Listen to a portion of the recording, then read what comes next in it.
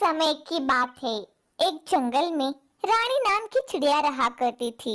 वह चिड़िया खाने के लिए बहुत परेशान थी। आज चाहे जो कुछ भी हो जाए, आज तो मैं अपने खाने के लिए कुछ अच्छी सी चीज जरूर ढूंढ के लाऊंगी। उसके बाद रानी चिड़िया खाना ढूंढने के लिए निकल पड़ती है और दूसरी तरफ कालू नाम का कौवा भी उसी जंगल में रहा करता था। अरे बहुत दिन हो गए, कुछ अच्छा भी नहीं खाया, तो क्यों ना मैं आज कुछ अच्छा सा खाकर आऊं। जंगल में कुछ ना कुछ तो मिल ही जाएगा खाने के लिए। मेरे मुंह में तो खूब पानी भी आ रहा है। और इधर रानी चिड़िया जंगल में खाना ढूंढ ही रही थी, तब तक उसे काले अंगूर दिखाई पड़ते हैं और उन काले अंगूर के पास आकर बैठ जाती है। तब वहाँ वो कालू कौवा भी आ जाता है। अरे ओ रानी चिड़िया, चल यहाँ से भाग जा। एक काले अंगूर तो मेरे हैं। इन फलों को तुझसे पहले तो मैंने देखा है। चल जा यहाँ से। इन फलों को तो मैं अकेला ही खाऊंगा। देखो कालू भैया, ये अंगूर आपके नहीं हैं, ये फल तो मेरे हैं, क्योंकि आपसे पहले मैंने इन अंगूरों को देखा है। आप यहाँ से चले जाओ, मैं नहीं जाऊंगी यहाँ से। देखो रानी चिड़िया, मैं तो यहाँ से जाने से रहा, तुम्हें ही यहाँ से जाना पड़ेगा। मैं तुम्हें इसमें से एक भी अंगूर नहीं दूंगा। अब तुम यहाँ से चुपचाप निकल जाओ। देखो कालू भैया, झगड़ा करने से हमें कुछ भी नहीं मिलेगा। हम ऐसा करते हैं, इनमें से आधे आधे अंगूर बांट लेते हैं। इन अंगूर में से आधे आप ले जाओ और आधे मैं ले जाती हूँ। इतना कहकर रानी चिड़िया उसमें से आधे अंगूर अपने घर ले आती है और आधे अंगूर कालू कौवा अपने घर ले जाता है। वो सारे अंगूर तो मेरे ही थे, लेकिन उस रानी चिड़िया ने मुझे आधे ही अंगूर दे दिए। मैं उस रानी चिड़िया को छोड़ूंगा नहीं। अगर आज मैं वो पूरे अंगूर घर ले आता तो मुझे बहुत दिन तक खाना ढूंढने की जरूरत नहीं होती। लेकिन उस रानी चिड़िया ने तो मेरा दिमाग ही खराब कर दिया। क्यों ना मैं इन अंगूरों के बीजों को अपने खेत में बोलूं? मैं उन अंगूरों को खा भी लूंगी और मेरी खेती भी हो जाएगी। इस तरह से मैं अच्छा सा व्यापार भी करूंगी। फिर मुझे खाना ढूंढने की जरूरत नहीं पड़ेगी। कल मैं इन अंगूर के बीजों को इकट्ठा करके खेत में बो दूंगी। फिर उसके अगले ही दिन रानी चिड़िया बीजों को लेकर जाके खेत में बो देती है। बीज तो मैंने लगा दिए, अब तो मुझे बस इनके बड़ा होने का इंतजार करना है और रोज मुझे इनकी खूब देखभाल भी करनी होगी, तभी तो ये बीज अच्छी तरह से बड़े होंगे।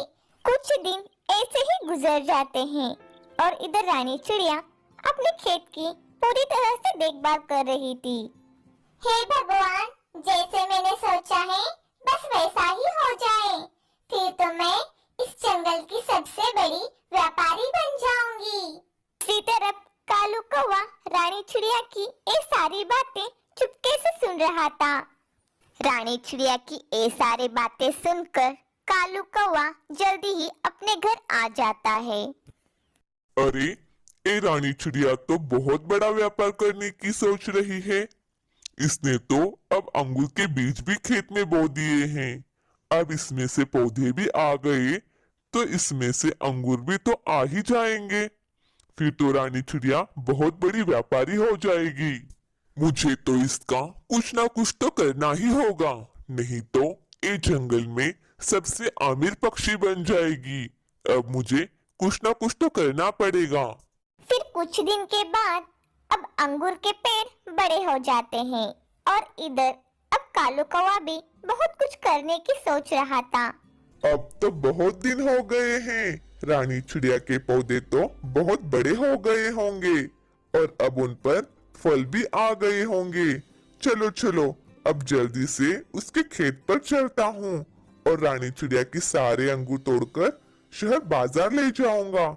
फिर तो इस जंगल में मैं दोबारा वापस भी नहीं आऊंगा। फिर उन अंगूर को शहर में बेचकर बहुत अच्छे पैसे कमाऊंगा मैं। इतना कहकर कालू कौवा रानी चिड़िया के खेत पर आ जाता है और रानी चिड़िया के सारे अंगूर तोड़कर शहर ले जाता है। और अब इधर रानी चिड़िया खेत पर आ जाती है। ए क्या हुआ? मेरे पेड़ से सारे फल किधर गए? कल ही तो मैंने देखा था, पेड़ पे तो बहुत सारे अंगूर लगे हुए थे और आज अचानक से यहाँ सारे अंगूर कैसे गायब हो गए? और ये क्या? एक काला पंख किसका पड़ा हुआ है? एक पंख तो मुझे कालू भैया का लग रहा है। कहीं कालू भैया ने तो सारे अंगूर तो नहीं तोड़ा? मुझे तो ऐसा ही लग रहा है। मैं अभी जाकर उस कालू भैया को सबक सिखा कर आती हूँ। उसके बाद रानी चिड़िया कालू के घर पर आ जाती है, लेकिन कालू तो घर पे ही नहीं था। फिर रानी चिड़िया उसे बुलाती है, कालू कौवा नहीं सुनता। फिर वापस चिड़िया अपने घर आ जाती है। फिर इसी तरह से काफी समय गुजर जाता है और अब रानी चिड़िया फिर से एक नई खेती शुरू कर देती है और आराम से रहने लगती है। ढोलकपुर नामक जंगल में लक्ष्मी और गौरी नाम की दो सहेलियां रहती थी। दोनों सहेलियां हंसते खेलते अपने दिन गुजार रही थी और दोनों साथ ही अपने लिए खाना लाने के लिए भी जाया करती थी। कालू कौवे को इन दोनों की दोस्ती बिल्कुल भी पसंद नहीं थी। क्यों ना मैं इनकी दोस्ती तोड़कर मैं इनको हमेशा हमेशा के लिए अलग कर दूं? फिर उसने लक्ष्मी को जाके कहा, लक्ष्मी बहन, मैंने अभी अभी सुना गौरी अपने पड़ोसी से कह रही थी लक्ष्मी मुझे बिल्कुल भी पसंद नहीं है। वो हर रोज बिना बुलाए ही मेरे घोंसले में आ जाती है और हर रोज मुझे उसके साथ जाना पड़ता है। अच्छा कालू भैया, तो ऐसी बात है। अब तो मैं गौरी से दोस्ती नहीं रखूंगी और ना ही अब उसके घर जाऊंगी। अब वो गौरी के पास जाता है और गौरी को लक्ष्मी के खिलाफ भड़काना शुरू कर देता है। गौरी बहन, कैसे हो आप? मैं ठीक हूँ कालू भैया, आप बताओ कैसे आना हुआ आपका? बड़े दिनों के बाद आप यहाँ पधारे हो। गौरी बहन, मैं तो ये बताने आया हूँ आपको कि लक्ष्मी अभी अभी अपने दोस्तों को बता रही थी कि मुझे गौरी बिल्कुल भी पसंद नहीं है। मैं तो सिर्फ ऐसे ही उससे दोस्ती की है। अच्छा, तो ये बात है कालू भैया, मैं तो लक्ष्मी को बहुत अच्छा समझती थी।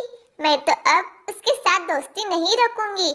मुझे नहीं पता था कि वो मेरे साथ ऐसा करेगी। मैं तो उसे बहुत अच्छा समझती थी। मुझे तो यकीन ही नहीं हो रहा। ठीक है गौरी बहन, अब मैं चलता हूँ, फिर मिलेंगे। ऐसे बोल के कौवा वहाँ से चला जाता है। फिर ऐसे ही दिन बीत जाते हैं, मगर लक्ष्मी और गौरी आपस में बात नहीं करते थे। फिर एक दिन कालू कौवा अपने दोस्त तोते को गौरी और लक्ष्मी की दोस्ती तोड़वाने के प्लान के बारे में बता रहा था। उनकी बातें गौरी और लक्ष्मी सुन रहे थे। उन दोनों की बातें सुनकर गौरी और लक्ष्मी हैरान हो जाती है और आपस से माफी मांगती है।